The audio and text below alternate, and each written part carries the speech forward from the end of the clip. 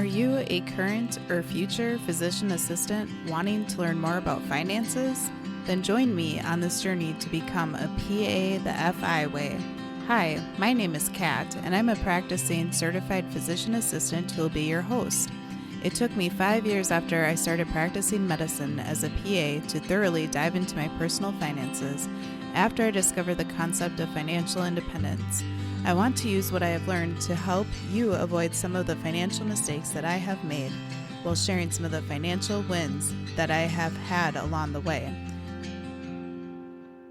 Join me as we discuss financial strategies to guide you to becoming a physician assistant on the way to financial independence.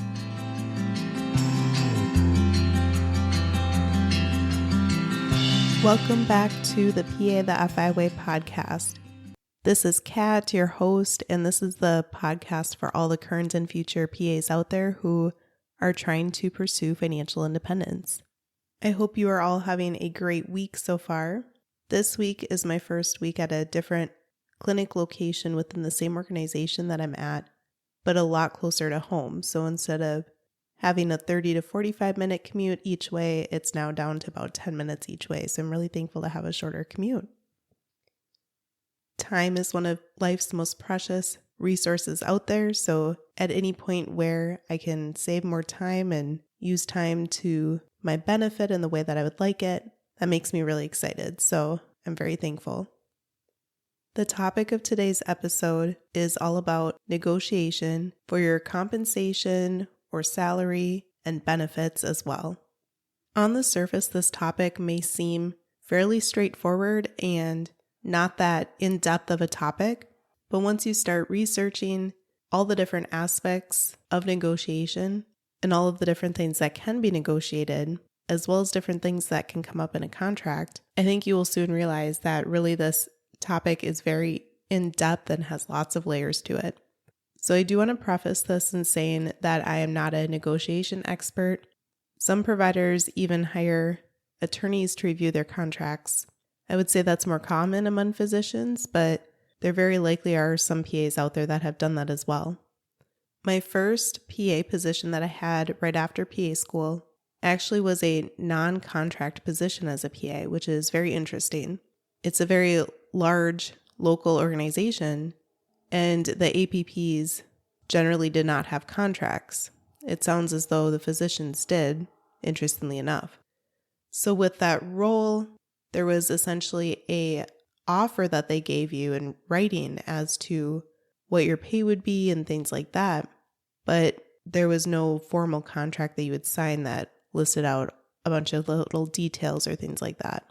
They had what I would say would be like a lot of standards throughout the company for APPs. My current role does have a contract, so that is a little different as well. It's very important that no matter what type of job you start with out of PA school or what types of jobs you transition to, if you change different specialties or different organizations throughout your practicing career as a PA, that you truly understand all of the little nitty-gritty details as well as how you're going to be getting paid. Back on episode 9, if you have not listened to that episode already, it covers an overview of the various PA compensation models. So it talks about salary, hourly, productivity pay, RVUs, which are usually used to act as a guide for how much production you will get paid for your productivity, or other types of bonus structures, etc. So if you'd like an overview of all the different ways that PAs can get paid, make sure you check out episode 9 if you haven't listened to it already.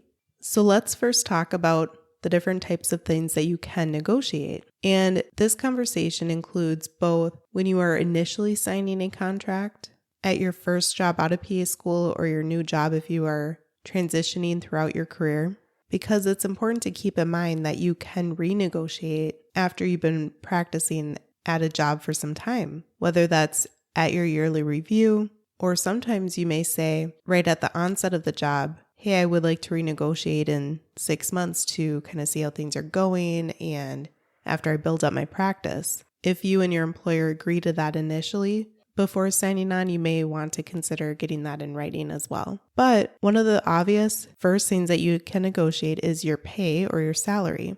Now, the term salary has some nuances. Meaning, is it the total amount of money you're making in a year, or is it that you're truly based on a salary, meaning a certain amount every single year, versus hourly, again, versus production, those types of things.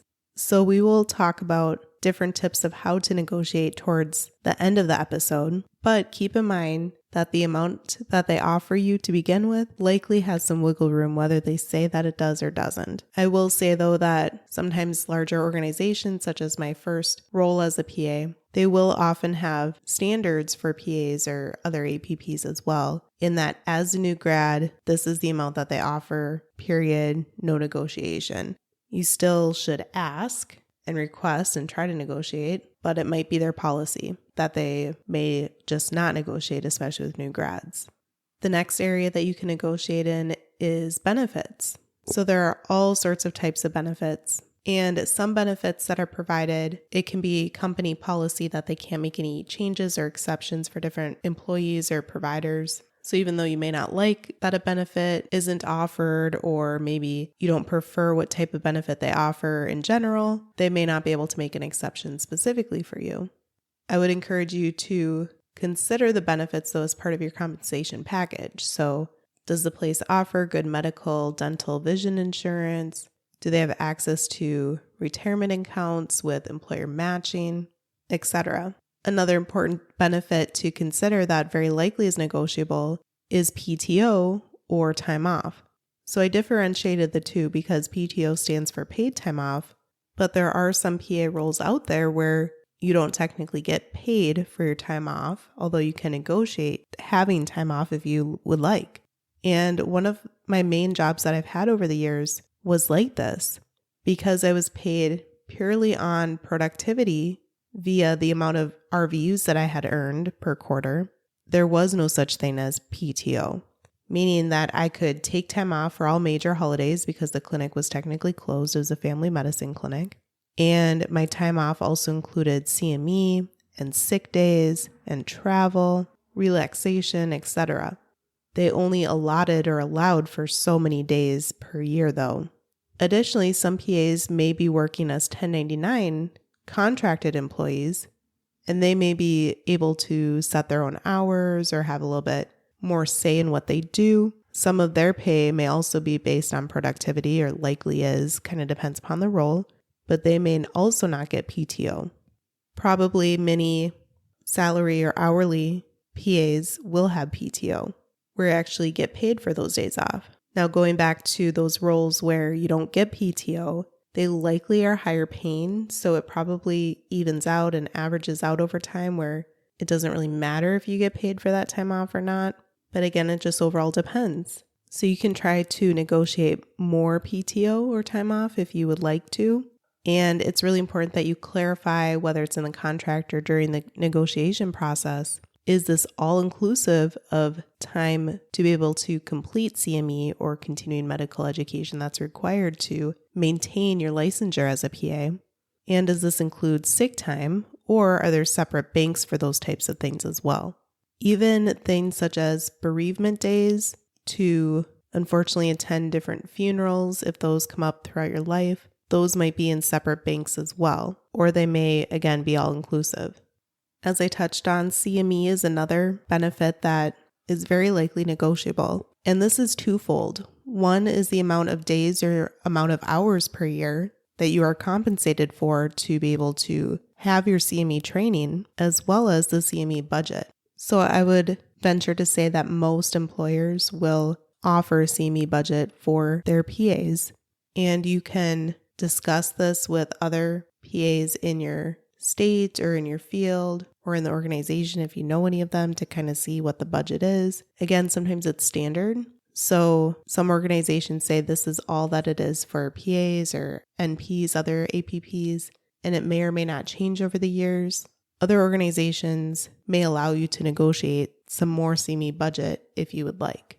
I highly encourage you to negotiate more days and more funds in your CME budget if you're able to, because many CME conferences are minimally 3 days, if not like 5 days. And sometimes in a year, you may want to go to both your state conference as well as the national AAPA conference, or even use other companies and organizations to obtain your CME through, such as MER conferences or MCE conferences, which have half-day conferences that are nice to attend. You certainly get fewer CME hours and credits to use, but then you have a half a day to be able to explore the area that you are visiting if you do choose to travel outside of your state.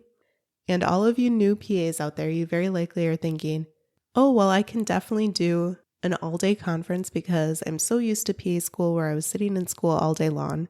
And that very likely may be the case, at least for your first couple to a few years out of PA school. But trust me, there's something about getting older and practicing in medicine for a few years that it makes it so difficult to actually sit in lecture for a full day listening to CME conferences. So no matter how riveting they are, I still really do enjoy attending CME conferences, don't get me wrong. But sometimes towards the end of the day, you really do get antsy. Another thing that you can negotiate is your schedule, and this is huge. Myself, for example, I have worked 4 days in a week pretty much my whole career. The only time I had to work 5 days in a week was if I was having to work on a weekend to cover for urgent care walk-in at my first job. But standard was that I was working 4 days a week. And this has been absolutely something I've treasured. In episode 39, I talked about the advantages as well as some disadvantages of having a 4-day work week as a PA. So go ahead and take a listen to that episode if you haven't already. But I'm pretty sure I could never go back to working 5 days traditionally every single week as a PA. My day off is just too valuable. But additionally, in my new role, I've been able to negotiate to have Fridays off as well. Whereas my previous organization had said, sorry, we just can't make that happen. And I did have to be somewhat patient with my current organization to be able to get the Friday off. But I am very thankful because it works so much better for my family. I don't have any kiddos right now, but we do so many different things where we're out of town on Fridays that instead of having to take so many of my precious PTO days and use them for mini Fridays, I was able to have a schedule now where I do have Fridays off, which I'm very thankful for. I know many PAs out there are parents, and you may find that a role is super important to you to have a very flexible schedule where you might have to drop your kids off at school some morning, or they may have a weekly or monthly appointment in a morning where you have to get into work late. So you have a later start time, whether that's every day of the week or only certain days of the week, or maybe some days you need to be done by a certain time to be able to pick your kids up or things like that. So if you have a certain schedule that you would really value in your life, make sure to try to negotiate that as well. Because pursuing financial independence as a PA is not all about what your life would look like once you actually reach financial independence. It's also about how can you make your life better suited and more enjoyable along the way for here and now. Another thing that you can negotiate is having reimbursement for your license. So I've touched on some of these already, but especially this one and the next few items I'm going to talk about. All of these are under the umbrella of the associated financial costs of practicing as a PA, which I talked about in episode 15. And it talks about how the PA profession, it's actually kind of expensive to become a PA, obviously not just student loans, but other things as well, like the PANCE exam, but also maintain being a PA. And renewing your state license, or if you practice in many states, multiple state license, if you do telemed or live on borders of states or something like that, that's one of the things that can add up. And it's essential for doing your job. So many employers will cover this, but try to negotiate that if they don't offer it already. Same with your DEA. To be able to prescribe controlled substances, it seems as though every time I look, the DEA cost just keeps jumping, and it's pretty high right now. So I think it's just going to keep getting higher. Again, try to have your employer cover this if they're able to. Another thing is professional organization fees. And this would include the National PA Organization, which is AAPA, as well as your state PA society if you are wanting to be members of both of them. I really encourage that you do, because these organizations advocate for you and try to promote the PA profession and try to push for legislation that's favorable towards PAs as well. My first primary role as a PA, the organization did cover both one national and one state organization fees, but my current organization does not unless it comes out of the CME budget. And unfortunately, I have heard that my previous organization also is not covering this as well and is going to make this come out of the CME budget as well. Another thing that could be negotiated is a shift differential. So for example, if you are working overnights or evening shift, you can negotiate that pay to be more, which is very common. Again, the organization may have like a standard for those hours for urgent care or ER or something like that. But if they don't offer it, then you can try to negotiate it as well. You could also try to negotiate relocation expenses. So let's say you're moving to a different area of the state or moving out of state or across the country. Moving a whole house and a whole family can be pretty expensive. So definitely keep that one in mind. You could also try to get a sign-on bonus. So some positions may post on the job description that they're offering a sign-on bonus. Or if they don't post that, you can always try to ask for it and negotiate it as well. However, it's very important that you understand the terms of the sign-on bonus. For example, there might be something in the contract where it states that if you leave before 1 year or 2 years or something like that of being with the company, then you might have to repay it back. So you may not want to obtain the bonus and then spend it all and then 6 months later feel like, oh shoot, I have to stay at this job because I don't have this extra set of money lying around to repay the sign-on bonus. That would feel as though a pretty crummy situation to be in, so just be mindful of that. You could also negotiate having different memberships or resources offered for you, such as an up-to-date subscription. Many employers will offer the standard to their employees. I know that some PAs like Hippocrates, so you could ask for that if that's what you prefer. We in psychiatry use NEI very often as a resource, which is STALS. It's kind of like up-to-date for psychiatry providers. And again, whether that comes out of your CME fund or whether an employer may cover this if you try to negotiate for it, that might be a possibility as well. So before we review some tips to use throughout the negotiation process, let's first review a few different things to make sure that you are reviewing in your contract. So these may or may not be negotiable. I would err on the side as probably not, probably they're company standards or policies, but it's very important that you review them, understand them, and are okay with them before you sign a contract. So one of the most important things is whether or not there's a non-compete clause. So a non-compete clause essentially is this statement in the contract that states that if you end your employment, you cannot work for any organization within a certain mile radius usually for a certain period of time. So it might be like within 10 to 50 miles around the clinic or the hospital, and it might be for 1 year or 2 years or 5 years or something like that. So in an ideal world, you don't want to sign anything with a non-compete clause if you can help it, because doing so would keep your options open more so for future employment.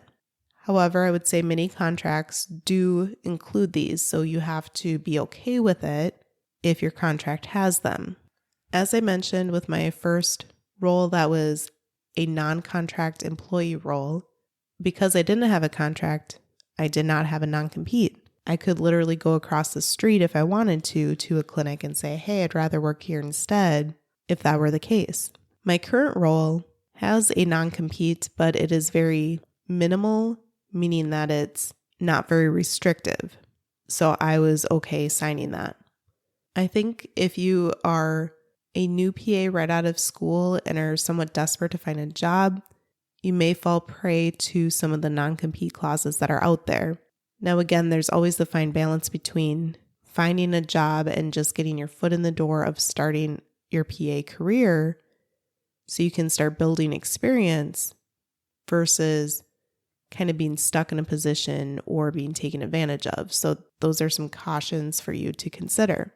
I'll also share a non-compete clause story from one of my PA friends who we met in PA school, where she was working somewhat rural area of the state, and she was working in the ER and was interviewing for another specialty, and unfortunately found out that the non-compete not only translated into other ERs with a fairly large mileage radius around the current ER, but that it also included non-compete for any other PA specialty, which I thought was pretty sad and ridiculous in that she wasn't going to be competing against an ER, right? She was trying to go into a different specialty as a PA, and that organization viewed that as competing, which I thought was really sad. So my suspicion is that it's probably that it was such a remote rural area of the state that they felt as though if they got a PA within their organization, they really didn't want to let them go.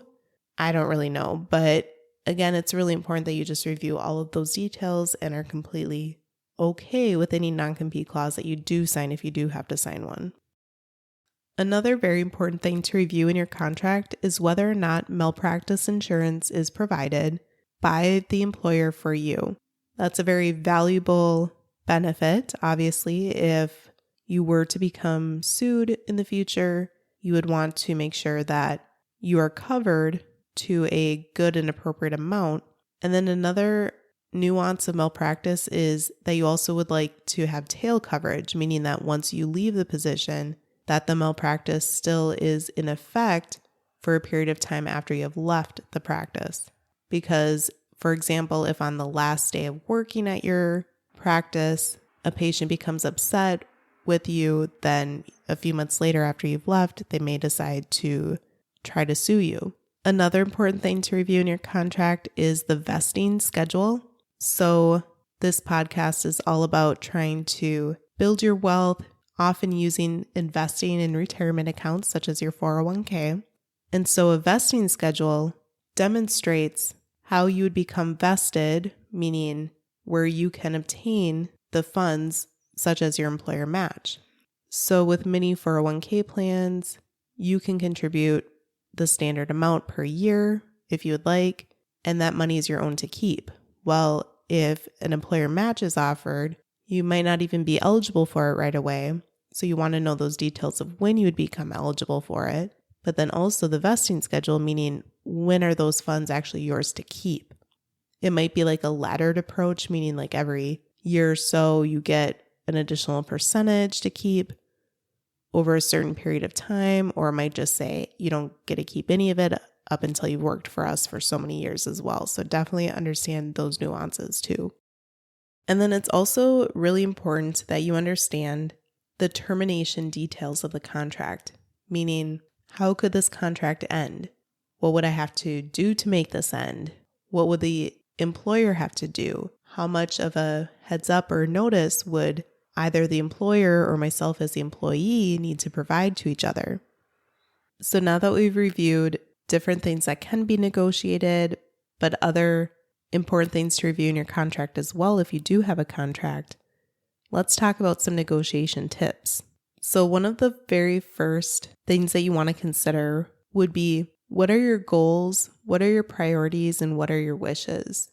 Meaning, is there a certain dollar amount that you feel like you have to make every single year, and that's your absolute top priority because maybe you're wanting to pay off your debt aggressively and invest aggressively in the future as well to save and have your net worth grow over time?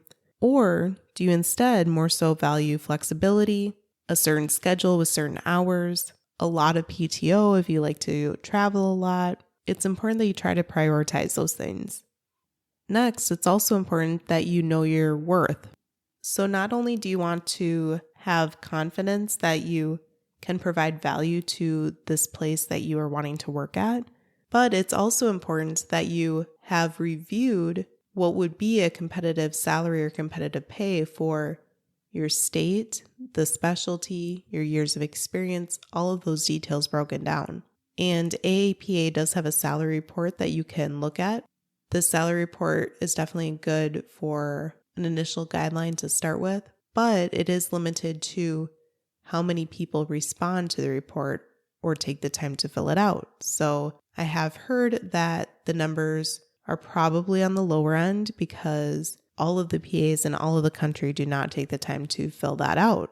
If you know any other APPs within the organization you feel comfortable asking them, you could also try to get a ballpark from them what they may make too to try to help with your negotiation. Another very important tip is to do your best to never say the first number between you and the negotiator, which is the representative of the company that you are talking to. This may be someone in HR or perhaps even a physician owner or something like that. You never want to be the first one between you two to give the salary that you were thinking or that they were thinking. Now, they obviously know that as a standard rule as well, so it can take a little bit of time and a little bit of patience to try to see if they will provide that for you. And they may be somewhat direct in asking you, what were you hoping to make? You can sort of divert the question by saying something like, I'm really excited to interview for this opportunity, or I've really been enjoying my interview so far. I feel confident that we will be able to come to a number that we both would feel as though is fair for this role, given my training and expertise and qualifications that I have. You could also ask them to share what they think is a fair range for the role that you are applying for. So then they can perhaps provide a low end as well as a potential higher end so that you can kind of use that to gauge what you were thinking about in your mind as well. Alternatively, if push comes to shove as well and you feel as though you do need to be the first one to say something, no matter how much you've tried not to, you can provide a range as well. So try not to just say one number, but instead say this lower end of what you would take as your absolute potential bottom dollar, and then try to give a high number as well. And perhaps you two can meet in the middle, as is the goal for negotiation. Another tip for negotiation is you could consider trying to use silence as your friend. So if you are given what the salary, what the compensation, what the benefits are, and you feel as though it's a somewhat lowball offer, you can just kind of try to keep your mouth shut, kind of nod your head, and kind of think about that for a few moments. And doing so can perhaps give the negotiator some time to reconsider their offer or try to help sweeten the deal a little bit more as well. This obviously doesn't work if you are negotiating through email, for example, but if you are negotiating in person or over the phone, then it could potentially help because it can give you some time to process what they are saying as well. Obviously, you don't want to make this super awkward. It's probably going to feel somewhat awkward to you if you use any silence, but it's very appropriate to comprehend what they said and see if they have anything more to add or anything more to say, so to speak. Some general words of advice for negotiation are to always be polite and professional, accept any offer with grace, and even if you are offended or hurt or upset or frustrated, there's many emotions you can feel while you are interviewing a negotiation for different jobs as well. Always make sure that you are representing yourself as well as the profession in a dignified manner. And then always do your best to provide justification for any of your requests. So you can use data, again, going back to perhaps the AAPA salary report, or if you are renegotiating, you can request to look back at the previous year, at the productivity that you have had, or the RVUs that you have generated, and you can use that as the starting point for renegotiation as well. And then you can also provide examples of how you are a great provider, so why they should try to help accommodate your requests. You also should try to avoid saying things like, I really need more money so I can pay back my student loans. You don't want to make it personal. You want to make it professional and about how you can benefit your employer overall. Maybe you have helped your employer obtain a lot of new patients by different strategies that you've used, different marketing techniques or things like that. Or perhaps you have helped them with spearheading or starting a new project. All of those different things that you have tried to help your employer with over the year can also be used in your arsenal to try to help demonstrate your worth so that you are able to show that you're a team player and potentially get more what you would like when you renegotiate. I really hope that this information in today's episode was valuable for the new PAs who are going to be negotiating their first job out of PA school, as well as the experienced PAs that are going to be renegotiating over their careers as PAs as well. If you would like to support the show, you can keep me caffeinated by buying me a coffee at the link in the show notes or at PA the FI Way. I really appreciate your support for the show as well as all of the reviews that people have left.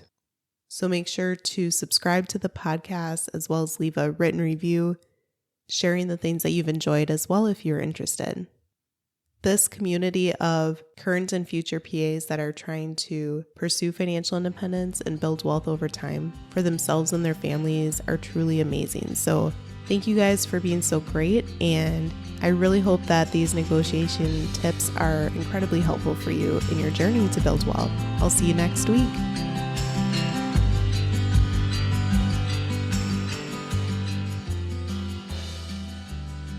Thank you for tuning in, and I hope that you decide to continue to join me along this journey of becoming a PA the FI Way.